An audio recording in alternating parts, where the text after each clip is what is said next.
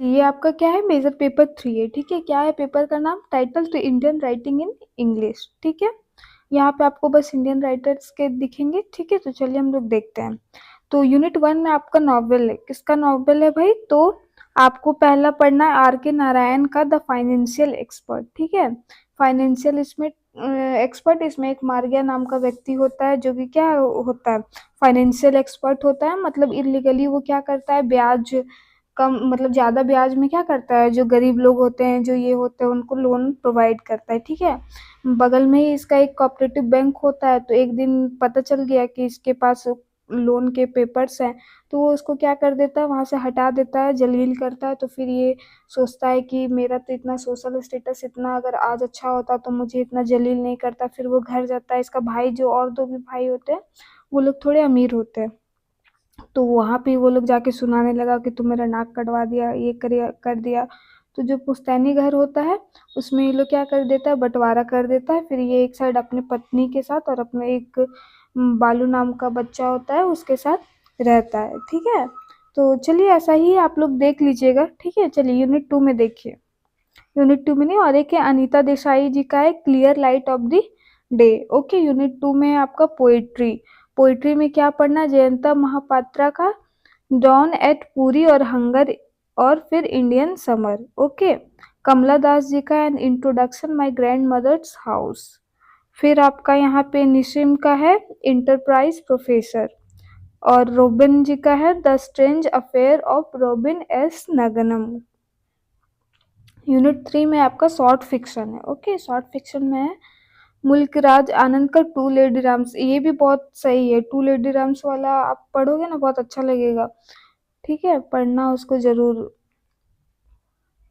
फिर आपका शशि देश पांडे का क्या है, द इंस्टीट्यूशन। और यूनिट 4 में ड्रामा है आपका किसका, महेश दत्तानी का तारा। ओके, चलिए अब हम लोग इससे इंपॉर्टेंट क्वेश्चन, पहले एमसीक्यू क्वेश्चन करेंगे, उसके बाद कुछ इंपॉर्टेंट क्वेश्चन करेंगे। ओके,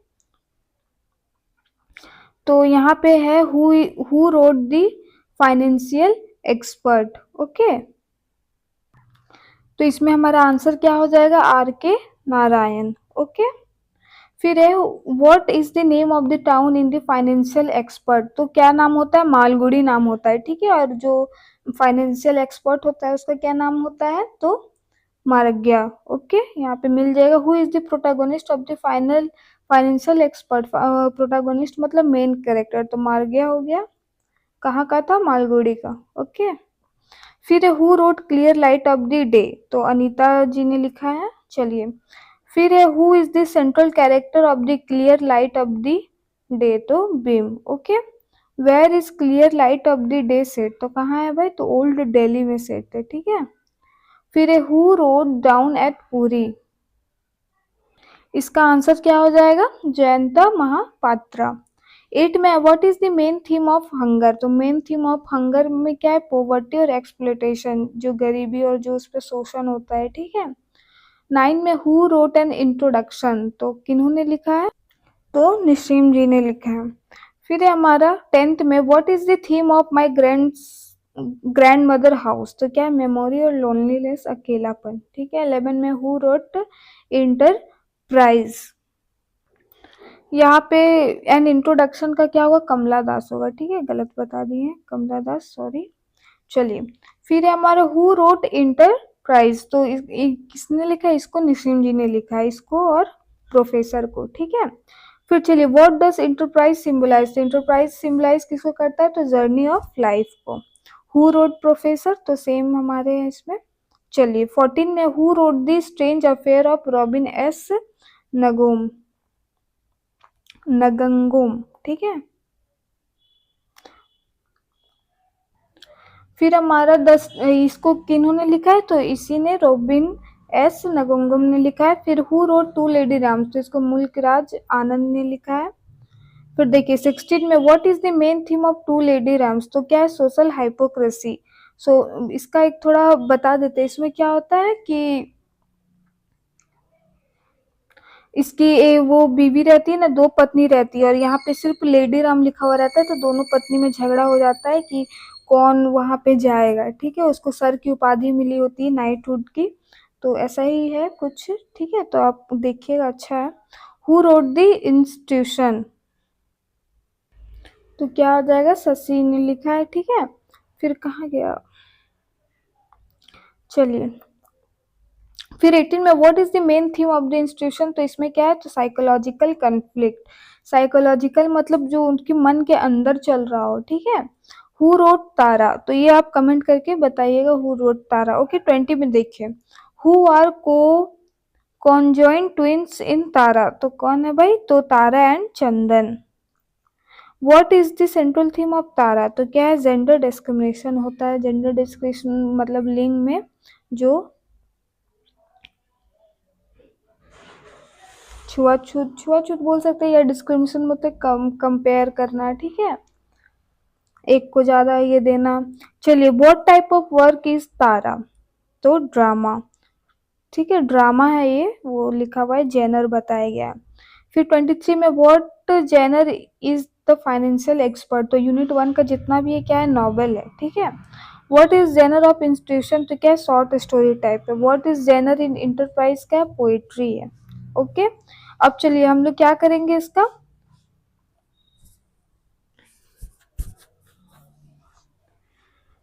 समरी देख लेते हैं, ठीक है। तो आर के नारायण, द फाइनेंशियल एक्सपर्ट, तो देखिए, the financial expert is a novel bye set in the fictional town of Malgudi, जैसे कि बताएं कौन सा शहर का ये है घटना, मालगुड़ी का, ठीक है। It tell us story of a man and named Margayya whose ambition is to become rich and successful. उसका क्या एम होता है कि वो अमीर आदमी बनेगा, है ना। चलिए, उसके लिए पैसा बहुत फैसिनेटिंग चीज है, ये नहीं कि बस उसका लाइफ का एक हिस्सा है पैसा, तो ऐसा नहीं है। समरी में देखिए, the story revolves around Margayya, a poor man who start his work outside a bank by helping illiterate villagers fill form and manage financial matters. वो क्या करता है, फॉर्म भर देता था, और इलीगल था, है कि नहीं, काम तो ये इलीगल है, अगर कोई कोऑपरेटिव बैंक के ये में आप खोल के बैठ जाओगे तो, है कि नहीं। तो देखिए, gradually Margayya becomes successful and starts earning money. He become greedy and desire more wealth and social state. अब क्या हो गया, उसको अब इससे ज्यादा चाहिए, है ना, उसको तो अर्निंग स्टार्ट हो गया, अब इतना से काम नहीं, उसको और थोड़ा ज्यादा चाहिए। तो देखिए, with the help of name Dr. Pal, he enters into risky business and publishes a questionable book on financial advice, which increases his wealth rapidly.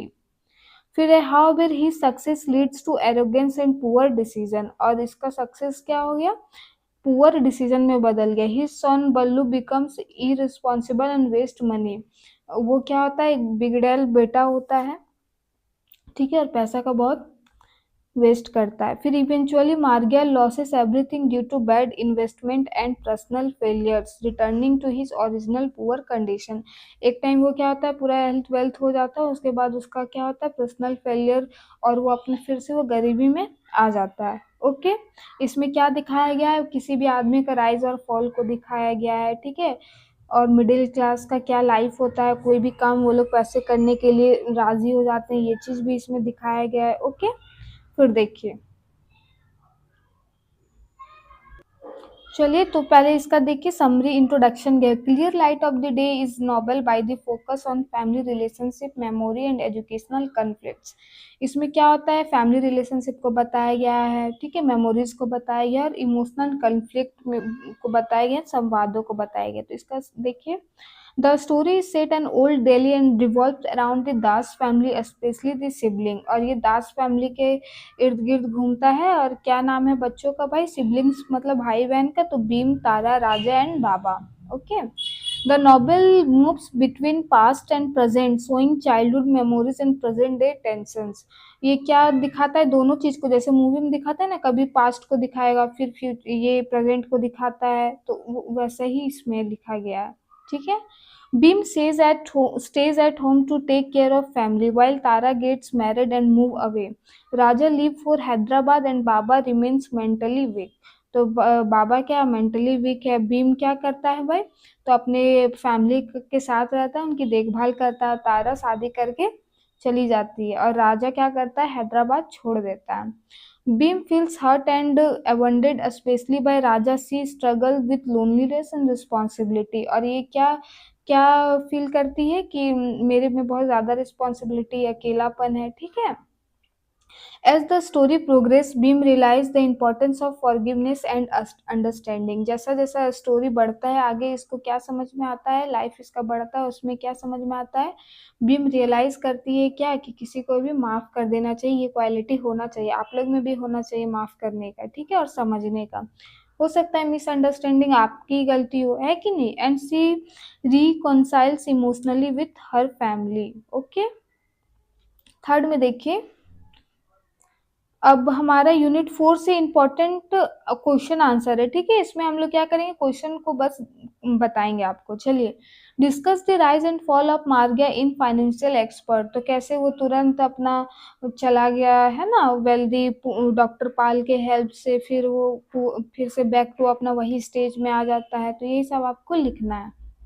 वो ऐसा नहीं है कि वो अर्ली में बहुत मेहनत करता था, ठीक है, फिर धीरे धीरे पैसा कमाना स्टार्ट किया वो। Question number 2, analyse the theme of family and memory in clear light of the day. जैसे इसमें क्या रोल ऑफ मेमोरी के बारे में बताया गया है, रिलेशनशिप के बारे में बताया गया है, एजुकेशनल कॉन्फ्लिक्ट के बारे में बताया गया, वही लिखना है आपको। 3 में देखिए, discuss the character of beam in clear light of the day. तो आपको यहाँ पे बीम का कैरेक्टर लिखना है जो कि अपने फैमिली के साथ थी और अपने फैमिली का देखभाल कर रही थी उस, ठीक है, अपने कर्तव्य को समझ रही थी, और वो फिर रियलाइज की कि नहीं, फॉरगिवनेस और अंडरस्टैंडिंग का भी होना चाहिए। 4 में, compare the themes of ambition and emotional conflict in the financial expert and clear light of the day. दोनों को आपको ये करके बताना है। फिर पोइट्री से है, डॉन एट पूरी। ओके, चलिए, एक वीडियो में तो उतना पॉसिबल नहीं, अगर आपको इसका ये समरी वगैरह चाहिए होगा तो कमेंट कीजिएगा, ठीक है। फिर देखिए, माय ग्रैंड मदर्स हाउस, ये भी क्या है, मेमोरी से लेके लोनलीनेस से है। फिर आपका इंटरप्राइज से है जो कि क्या होता है, जर्नी ऑफ लाइफ को बताया है, ठीक है।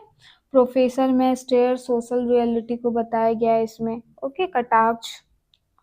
फिर 4 में the strange affair of Robin S Ngangom. चलिए, अब इससे क्वेश्चन देखते हैं। क्वेश्चन नंबर 1 है, discuss the theme of poverty and human suffering in the poems of Jayanta Mahapatra. तो इसमें कैसे ह्यूमन गरीबी और क्या क्या सफर कर रहा है वो सबको आपको यहाँ पे लिखना है, ठीक है।